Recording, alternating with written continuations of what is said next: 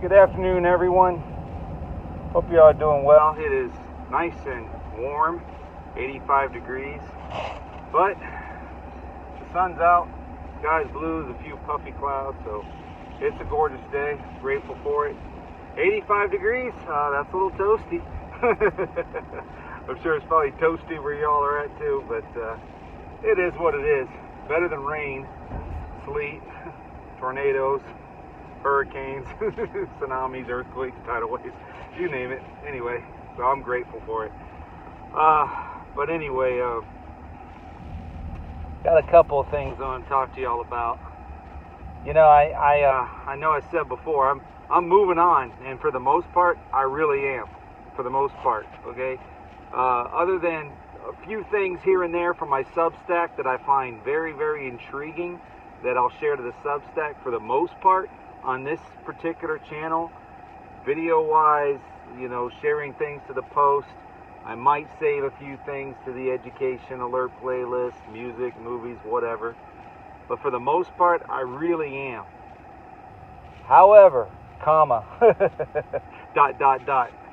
I gotta bring something to y'all's attention. This was very, very, very well done, and it usually is from this channel. Been listening to Call for an Uprising for a long time. Actually used to have one of his t-shirts until my family hated it. Because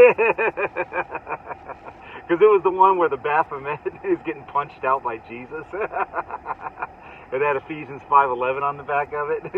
Anyway, it was one of those things where I just have to laugh. It did not make certain members of my family feel good. It's not because they're not believers or they don't love Jesus or anything like that. It's just that in certain settings it was kind of embarrassing. Definitely a conversation starter. It caught people's eyes, especially, you know, people don't know what the Baphomet was or whatever else. And why is Jesus punching out this thing? It looks like the devil. It looks like a goat. What is this thing? So, I mean, it's kind of a conversation starter, but I wore that shirt out. I wore that so much I wore it out. Anyway, because I had it for years. Because I've been listening to him that long. I mean, through pretty much every channel he ever had that was taken down, censored, removed, whatever. I don't know how many. He says like 90 or 100. I wouldn't doubt it. I don't think that's an exaggeration. I mean, you're on long enough, and you're making an impact, they are going to censor you. They are going to take you down. They're going to remove your channels. They're going to make your life miserable. You know, and at one time he had a huge subscriber base, and then it dropped, and then he was able to get it back up again. There's the subscriber base back up again, then it dropped again. But now he's actually got a channel. It's literally called A Call for an Uprising. I'm thinking, well, that's gutsy. Nothing like bringing attention to yourself, but like Greg Manarino and so many others, they just don't care. It's like, what have you got to lose besides your own head at this point? You know, I mean, seriously. I mean, I know that sounds morbid or whatever, but I mean, seriously. You're either going to stand for Jesus or you're not. You're either going to stand for righteousness and holiness or you're not. You're either going to stand for what's right or you're not. And, you know, consequences be damned. You know, I mean, seriously. I mean, that's how a lot of these people feel and think now, and I can't say I blame them. You know, I know people literally putting their life on the line out in Kensington. They're putting their money where their mouth is. You know, they're practicing what they're preaching. They're preaching on the streets. They're leading small groups. They're helping people out. They're doing whatever they can in these last days, you know, to get the gospel out, to preach the word, you know, to help as many people as they can. They're literally putting themselves out there. They're standing for righteousness. They're standing for holiness. They're standing for Jesus. So either you're going to stand or you're not. And there's no riding the fence anymore, you know, picking one side or the other kind of thing, you know, or excuse me, pick one side or the other. It's either Jesus or the devil. It's really that simple. There's no in between. There's no riding the fence. There's no, you know, I don't know what people want to call it. It'll just stick with riding the fence, you know. Staying on the sidelines, not getting in the game kind of thing. But a lot of people will. They will continue to. because it's safe on the sidelines. You know, you're not going to get hurt on the sidelines for the most part, unless somebody gets thrown into you or a player runs out of bounds and knocks you over. I mean, you're safe on the sidelines. It's a safety zone. You know, you're not going to get hurt. You're not going to have to take any risk or chances or anything like that. Well, Hive Mind Nation, A Call for an Uprising, is not like that. And neither are a lot of other channels that are really putting it out there. So I would suggest and recommend that people check out Hive Mind Nation, like Beehive, then your Mind Nation. Or A Call for an Uprising, which, like I said, I can't believe we stuck with the same name, but he did. So far, his channel's still up. And he's released quite a few videos as of recent. Well, the last one that I saw on Hive Mind Nation really made me think a lot. I don't know about you, but I like to think. You know, I mean, exercise your brain like a muscle. You know, it really made me think a lot. And it made me think objectively about a lot of different things. And I've heard a lot of different things about the 9/10 incident and seen lots of videos and footage and this and that. And I left people with some questions that I had, and you know, some food for thought or whatever, and how they botched this thing from a law enforcement perspective. It was embarrassing. It was like the Keystone Cops were doing the investigation. Any law enforcement official should be embarrassed at the so-called investigation of this, from no crime scene from the very beginning to just embarrassing. No collection of evidence. Now they've torn it all down and basically filled it with concrete. You know, no crime scene, never happened. No, only thing that happened is what you saw happen, or whatever, what they claim happened, what they reported happened. But there's no crime scene, no nothing, no evidence here, nothing to see here. Move along, people, move along, right? And apparently a lot of people are cool with that. They're fine with it. I mean, I would imagine any detective, homicide detective worth their salt, you know, any real police officer, anybody that ever was a police officer, retired, you know, current, whatever, you've got to at least be embarrassed by the so-called investigation of this whole thing. The crime scene, or lack thereof, it's just terrible, man. You might as well put Barney Fife and the Keystone Cops out there. I mean, it was embarrassing from top to bottom. And like I mentioned, the John Benet Ramsey case and so many others, you know, it's just embarrassing. If anybody's ever gone to a police academy or a citizens police academy, you know what I talk about. You know what I'm talking about. You have to secure a crime scene, you know, you keep everybody out of it, you collect evidence. It's a crime, for the love of Pete. You know, you need to treat it like that. You need to treat it, you know, like it's a crime scene. No, nothing like that. Never happened. You know, they didn't do anything like that. But that's just from my perspective. But from the dude, Call for an Uprising, Hive Mind Nation, whatever the guy's name is, I'd like to meet him one day. It'd probably never happen. But it'd be really cool to sit down and talk with this guy, because he's just a well full of knowledge. And he just, man, he thinks outside the box like nobody I've ever seen. I'm like, whoa. The stuff that he presents, I'm not even going to say I wish I could argue with it. I just can't argue with it. I cannot argue with the majority of his findings. So, anyway, this last video he put up, Hive Mind Nation, on the Hive Mind Nation channel, I suggest people watch it. I shared it to my Substack, because like I said, I'm trying to be a man of my word and move on from this, not share things to the post or whatnot. I might have shared it to the education playlist too. I think I did, maybe. I'm not sure. But I'm trying to. I really am trying to. However, people keep sending me stuff and emailing me stuff and this and that. And I gotta admit, the palm pistol thing, that one was pretty wild. If you don't know what I'm talking about, I'm sorry. Can't share it. Won't share it. There's no way. Okay? It ain't happening, Jack. Okay? You either know or you don't know. You can do your own research on it. I got to draw the line somewhere. That one, I don't even think it would let me share it, to be honest with you. Man, we're talking about some James Bond Mission Impossible stuff going on here. I mean, okay, you talk about outside the box, that's outside the box, all right? However, all of that to say, so many questions, so few answers, right, on all of this. But here's the main thing. And Hive Mind Nation, he didn't even really mention it as much till the end of the video. But here's the main thing, okay? All this is doing is making people be divided, and it's causing chaos and confusion, all the things the devil loves, right? And, you know, speculation, and like I said, people investigating on their own or whatever. If they want to do that, you go for it. You're never going to get the truth, because now you have no crime scene at all. Matter of fact, his previous video that I think he put on a Call for an Uprising channel basically talked about how they destroyed the crime scene. You got nothing to go on. So even if they wanted to investigate, there's nothing.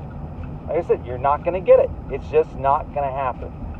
So before I get to the main focus of this, most people probably heard about the Jimmy Kimmel thing, right? We know about Colbert before that. I don't really care one way or the other. These guys are multi-millionaires. They don't have to work another day in their life. Neither did, CK from 910. You know, they were multi-millionaires. They never had to work another day in their life, okay? They could just disappear, go live in Bora Bora or some deserted island somewhere, and they would be perfectly fine, you know, currently, as things currently stand, all right? I mean, they really would. I mean, well, everybody else is, you know, scraping by, hand to mouth, paycheck to paycheck, barely making ends meet, you know, homeless, whatever else, hard time just living life from day to day to day. These guys are multimillionaires. I don't really care if they're on the stage, not on the stage. And notice I said stage, because it is a world stage, just like Dabu77 said and so forth. You know, it is. It's a world stage. So if they take them away from the stage by, you know, removing them or some other aspect, some other means or whatever, who cares? Here's what I do care about. I care about free speech. Okay? And I listen to what Kimmel said. And there was absolutely nothing wrong with what he said. Insensitive? Sure. Offensive? Maybe a little. So what? Like Hive Mind Nation said, turn the channel. Turn off the TV. Don't listen to it. Who cares if you're offended? So what? Get over it. Grow up. Be a man. Be a woman. If you're offended, still, you know, turn it off. Watch something else or don't watch anything at all. Who cares? You know, but that's the world we live in. Oh, that offends me. That offends me. That upsets me. Oh, this and that. We have to remove it. We need to be a cancel culture. We have to cancel everything that I disagree with, everything that I'm offended with, everything that bothers me, everything that you know makes me upset. We have to cancel it all. Cancel it all. And I'm just like, well, that's all well and good, okay, until it's the side that you're on. Regarding, you know, not you, and I'm just speaking in generalities, you know, as long as your side's winning, yeah, let's cancel the other side, but if the other side's winning, you know, oh, no, they can't cancel us, you know, it's so hypocritical and cowardly, it's disgusting, you know, but that's the world we live in, the cancel culture world, and, you know, now I think I have a title for the video, I wasn't sure yet, but the cancel culture world, you know, where let's just cancel everybody and everything we disagree with. Let's just do that, right? But when it comes to anything that's real serious, that actually has meaning or purpose or value or whatever, no. We're not going to actually give it its due or investigate it or, you know, do the right thing here at all. We'll just sweep it under the rug, right? So what did Kimmel say? Basically, he said, you know, Trump wasn't mourning his friend. Well, if you saw the footage, you know, they asked him about his friend, and he's, you know, and does he go off on a diatribe about his friend like he does about other things? No. He basically ignores the question for the most part, like, oh, that was really sad. And then he talks about his stupid ballroom. Check it out for yourself if you don't believe me. Right? Oh, yeah, we're building this ballroom. We're going to make it golden. We're going to make it this. We're going to make it great. We're going to make it wonderful. And it's just like he just completely goes off topic. Now, there are going to be a lot of reasons for that, but you would think that if your mind, if you're focused on the question, and if you're really, truly grieving the loss of your good friend, then you'd want to talk about that. Especially if a reporter takes the time to ask you a question about it, you would want to get on your soapbox. You'd want to discuss that. You'd want to, you know, make that your platform. Nope. What's more important to him? His stupid ballroom. Now, is that offensive to people, especially MAGA? Yeah, I guess it probably is. But it doesn't mean it's untrue. All right? And Kimmel made the joke, this is how a 4-year-old mourns the loss of a goldfish. That's funny. I laughed because it's true. And that's exactly right. You can't keep a 4-year-old on task. And I've compared the dumpster to a 4-year-old before myself. I mean, he has a 4-year-old theology. Well, maybe if I do really, really good, God will let me into his heaven. Maybe if I just stop this or stop that, maybe I hear I'm not doing so well. I'm like low on the totem pole, but maybe if my good deeds outweigh my bad deeds, then God will let me into his heaven. That's the way a 4-year-old thinks. A 5-year-old, a 6-year-old. Okay? I mean, let's be real. That's the theology? Really? So, I have no problem with what Kimmel said. I'm not a fan of Jimmy Kimmel. I don't care. Matter of fact, I really don't like the guy that much, to be honest with you. Like the rest of these clowns and losers. I don't care. But I do believe in free speech. And I believe it should be protected, or none of us will have it. Absolutely none of us will have it. And that's exactly what they want. As long as you can tell, as long as you say what they want you to say and what you're allowed to say, like Hive Mind Nation, or Hive Mind, is that it? Not Hive Mind Nation? Yeah, I think so. Anyway, like he mentioned in his video, it's 1984, man. Welcome to 1984. Welcome to George Orwell's 1984. You can only say what we tell you can say. You can only think the way we tell you to think. If we tell you 2 plus 2 is 5, then 2 plus 2 is 5. If you say 2 plus 2 is 4 or 33, then you're wrong. And we're going to change that about you, whether you like it or not. I am not off base here. People think, man, you're really going crazy. No, I am not. Read George Orwell's 1984 or watch the movie. The older version, not the newer one. The newer one's not fit for watching. The older one, the original from like the 40s or 50s or whatever it was. Black and white version. But anyway, I'm not wrong. Or if you can stomach it, V for Vendetta is basically the George Orwell of our modern times, even though that came out, the 1984 movie of our modern times, even though that came out in 2005. That movie basically shows it all. If people can stomach it, there's language, there's violence and so forth, but it exposes everything in V for Vendetta. All the agendas, all the garbage we've been dealing with, all the stuff we continue to deal with it. But this is what's interesting to me. The Chancellor, you're not allowed to make fun of him, okay? You can't make fun of him. And supposedly there's this guy who runs a television station, producer or whatever. He happens to be gay. They find out later on. But regardless of that, he makes fun. He commits a cardinal sin by making fun of the Chancellor, which would be like mocking a president, a dictator, a head of state or whatever. And he does it on his program, his national televised program or whatever, or at least in the UK. It takes place in the UK or whatever. And so what do? They break into his home, they beat him, wind up killing him eventually, And what they say to him when they're beating him is, "Not so funny now, are you, funny man?" Something like that. What did he do? All he did was make fun of someone that's in the limelight, basically. You're not allowed to do that. No, can't do that. In V for Vendetta, they'll kill you. They'll torture you and kill you. So I think we're heading in that direction.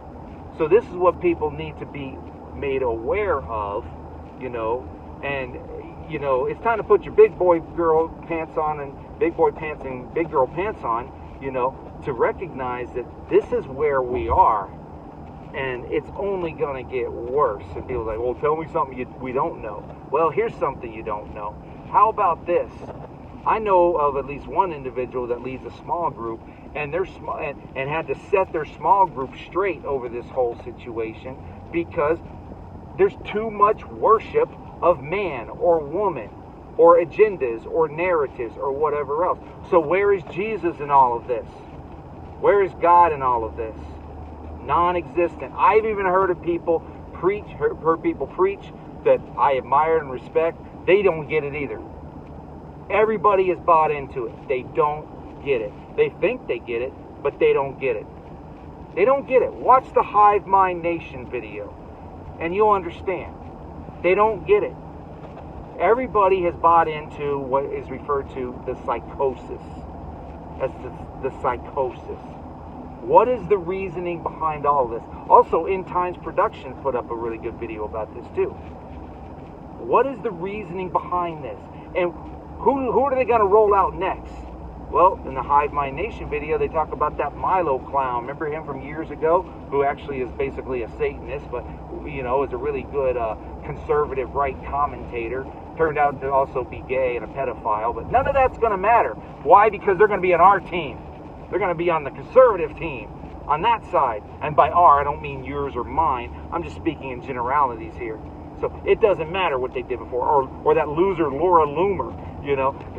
I mean, people are so deceived, and then they latch on to these commentators, these talking heads, these people with their shows and this and that. They also said watch for Greg Gutfeld. I used to listen to Greg Gutfeld at times. I thought he was kind of funny. I think he's an idiot now. I really do. Same with Brian Kilmeade. How is it that you can cancel Jimmy Kimmel, who, like I said, I don't care, you know, if these people lose their show, never come back on, go to a desert island or wherever. Like I said, they're multimillionaires. What do I care? You know, they're fine. If they don't get saved, they've made their bed. Now they're going to have to lie in it. And what does it profit a man to gain the whole world and lose his own soul, right? If that's what they want to do, let them do it. Whatever. You know, I'm sure they know the truth. They probably just don't care about the truth. But what about Brian Kilmeade? What, he gets a free pass and he wants to euthanize homeless people? Really? That's what he said. Right there on the Fox News couch, the faux news couch. You know, nobody seems to care. Oh, that's fine. Why? Because he's on our side. He's one of the good guys. Is he really? I try to tell people for years. People were trying to give me this years ago. Tell me about this black hat, white hat crap. All this garbage. I'm like, no, man, there are no good guys. You got to be kidding me. Tell me, where are the good guys? The good guys are the ones that are out there preaching the word, preaching the gospel on the streets, preaching the truth behind a pulpit somewhere, trying to keep people from being deceived, trying to keep people from, you know, going so far, you know, astray that they can't, they're so far astray on the broad path that they can't even find the narrow path again. Those are the good guys, or the good girls, or whatever. All these other people, they are characters. They are characters. They are clowns in a circus. They're the people they roll out in front of us and say, you must listen to this person. You must listen to that person. They know what they're talking about, you know, because they have, you know, they can sell out crowds and they can get people to come to their shows or their events and their rallies or what. So they're smarter than you and they know more than you, and they're, you know, and even the people that, like I said, I admired, that I'd listened to, I think they're a whole lot smarter than me, you know, they're a huge disappointment. They're a huge disappointment because they've fallen into the psychosis. They you know, and it's just like, are you kidding me? And people send me their videos and send me, oh, you got to listen to this. No, I don't. I can listen to it for a few minutes, and as soon as they say, as soon as out of the heart the mouth speaks, as soon as they say something like, you know, I don't want to embarrass people. Let's just say they say something that is just ridiculous, okay, where it just shows me just how asleep they really are, even though they think they're awake. I don't even listen to you anymore. As a matter of fact, I'll go as far as to say this, okay? Not so much the people that are kind of confused and falling into the psychosis, but a friend of mine sent me this. I think it's 1 Timothy 3:5 or maybe 2 Timothy 3:5. I'm not sure, but it's the verse that happens to do with, you know, avoiding people such as these. Now, I'm not saying people that are confused behind a pulpit or whatever else fall in that category, but a lot of people still hang out with the people that are boastful and proud, disobedient to parents, you know, thoughts are evil continually, idolaters, whatever. You know, whatever that verse says. People can look it up for themselves, But basically, avoid people such as these, those that those that are blasphemous and they cause discord, dissent. They just do nothing but cause issues and problems. We're supposed to avoid people such as these. You pray for them, but you avoid them. You don't associate with them. You don't talk to them. You don't have communication with them. I've done that in my life. If you haven't, I suggest you do. Because when I did that, it freed me up, man. It liberated me. It's because I'm avoiding you because you're a narcissist. I'm avoiding you because all you do is cause dissent. I'm avoiding you because all you do is cause discord. I'm avoiding you because you are an idolater, because you worship people behind a Resolute desk, or behind a podium, or behind a platform, or behind this, or behind that. And I said, my friend that led the small group had to set these people straight and say, what are you people doing? Where is Jesus in all of this? Where is God in all of this? Why are you elevating a man or a woman to such stature, putting them on a pedestal? I said, I have no problem trying to find the truth of what happens if and when people are actually murdered, executed, whatever else, assassinated. I mean, we should seek justice, but we'll never know because they botched it.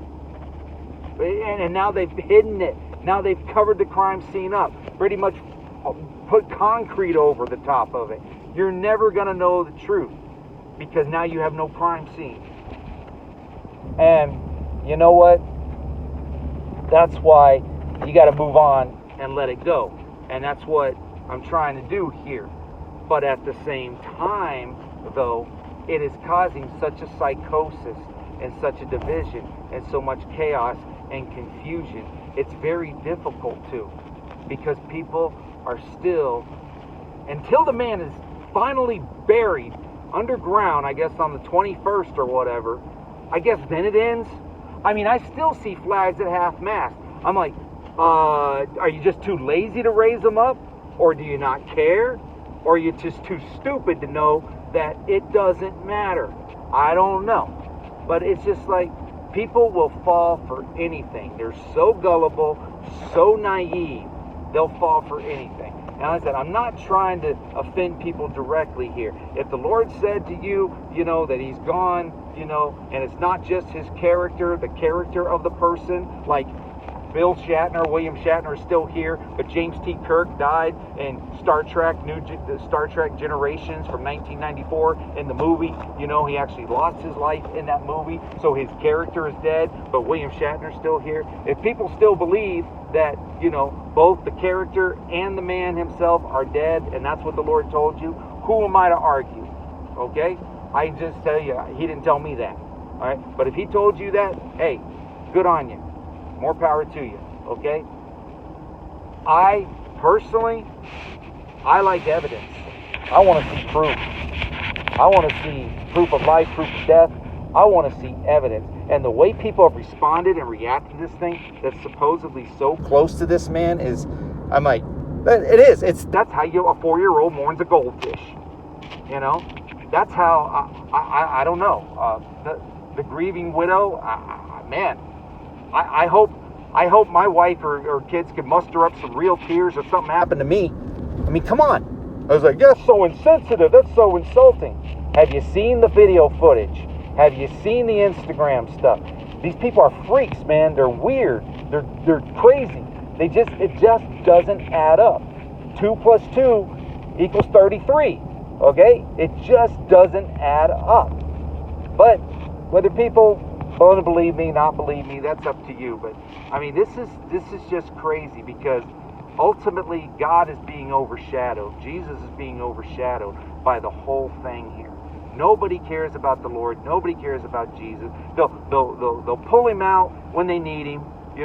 Oh yeah, let's say a prayer here and there. Say a prayer over their soul. Let's use Jesus as a punchline. Let's use them to further our agenda and our narrative. Okay, now you go back to the box, Jesus.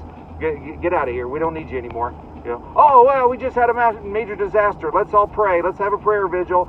Let's all get together and pray. Let's pray for our nation. Let's pray for each other. Okay, well, it looks like we got through this. Okay, we dodged a bullet. Man, that was a close call. Okay, Jesus, go back to the green room. You know, go back. We'll call you out if we need you again.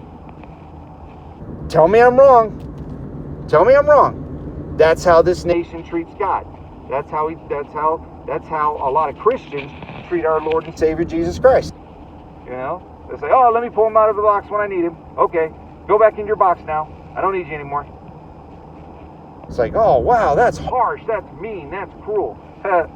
Check out Pastor Ben Faircloth's message, Prophetic Acceleration, if you think I'm bad. From 10/27/24. I shared it yesterday. Go on the Benjamin Faircloth YouTube channel. Just scroll down or look at the post or whatever. I just shared it yesterday. I think I put it in the education playlist or something too, the education alert. It's right there. You think I'm bad? Listen to what he had to say. From the word that the Lord gave him on 10/27/24, the prophetic word. And then look where we are almost a year later. The part of the word was, your cities will burn.